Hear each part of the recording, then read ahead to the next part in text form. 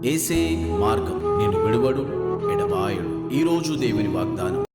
హల్లెలూయా. అందరికీ praise lord అండి. ప్రతి ఒక్కరికి వెరీ గుడ్ మార్నింగ్. ఎంతమంది అయితే ఉదయకాల వాగ్దానం వింటారో సిస్టర్స్ అండ్ బ్రదర్స్, ప్రతి ఒక్కరు దేవుడు మిమ్మల్ని మీ కుటుంబాన్ని దేవుడు దీవించి ఆశించునుగాక. మీరందరూ హ్యాపీగా ఉండాలని మనసారా కోరుకుంటా ఉన్నాను. మీ జీవితంలో దేవుడు గొప్ప అద్భుతాన్ని దేవుడు జరిగించిపోతున్నాండి. ఈరోజు దేవుడిచ్చే మీకు వాగ్దానం ఏంటంటే, మీపైన దేవుని యొక్క ఆశీర్వాదం నిండుగా ఉంటుందంట అండి. హల్లెలూయా. మరి ఈరోజు దేవుడిచ్చే వాగ్దానం ఏంటంటే, మీపైన దేవుని యొక్క ఆశీర్వాదము నిండుగా ఉంటుందంట.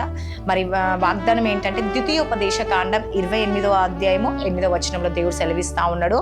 ఏమని సెలవిస్తూ ఉన్నాడంటే, నీ కోటలో నీవు చెయ్యి ప్రయత్నమన్నిటిలో దీవెన కలుగునట్లు యెహోవా ఆజ్ఞాపించు, నీ దేవుడిని యెహోవా నీకిచ్చుచున్న దేశంలో ఆయన నిన్ను ఆశీర్వదించును. హల్లెలూయా.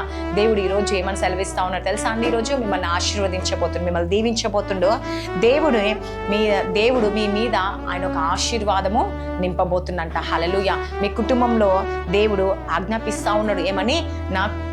నా కుమారి, నా కుమారుడా, నీ కుటుంబాన్ని నేను ఆశీర్వదించబోతున్నా, దీవించబోతున్నా అని దేవుడు సెలవిస్తా ఉన్నాడండి. నువ్వు చేసే ప్రతి పనిలో, నువ్వు చేసే ప్రతి దాంట్లో దేవుడు నీకు ఒక ఆశీర్వాదాన్ని ఇవ్వబోతుండు.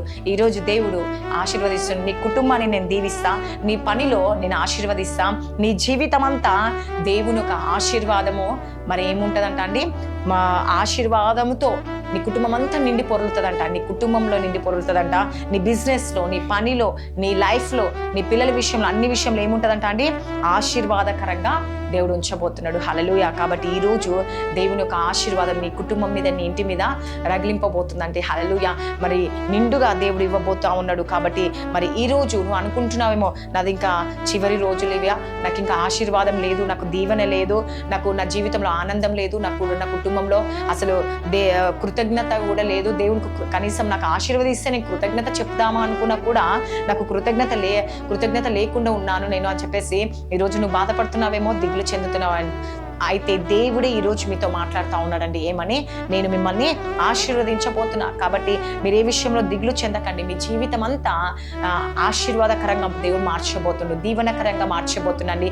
కాబట్టి ఈరోజు దేవుని యొక్క వాగ్దానము నీ ఇంటి పనిలో, నీ కుటుంబంలో, నీ జీవితంలో ప్రతి విషయంలో ఏముంటుందంట అంటే ఆశీర్వాదం నిండి పొరలబోతుందంట. హల్లెలూయా. కాబట్టి నీపైన దేవుని ఆశీర్వాదం ఎట్లుంటుందంట?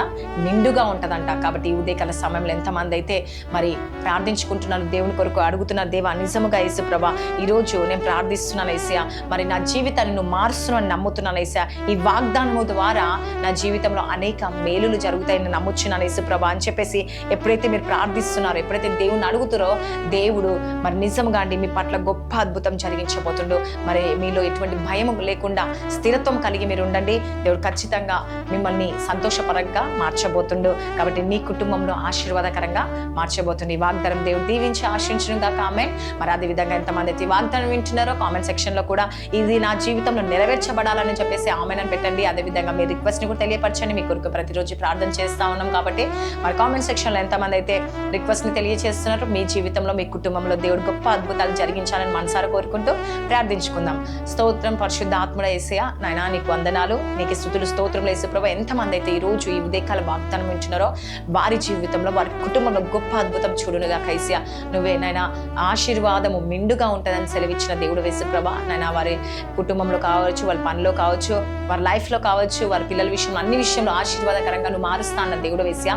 వారి జీవితంలో, వారి కుటుంబంలో మార్చండి, అద్భుతం జరిగించండి, ఆశ్చర్యం జరిగించి ప్రతి శోధన వేదన కొట్టివేసి ఎంతమంది స్కూల్స్, కాలేజ్, జాబ్ రాకపోకలో ప్రయాణం తోడుగుండండి, అభివృద్ధి పరచండి యేసు ప్రభా, దీవెనకరంగా మార్చండి యేసు ప్రభా. నువ్వే సహాయం దయచండి. ఈరోజు బర్త్డేస్, మ్యారేజ్ డే జరుపుకునే సంవత్సరం అంతా వాళ్ళు బ్లెస్ చేయండి యేసయ్య.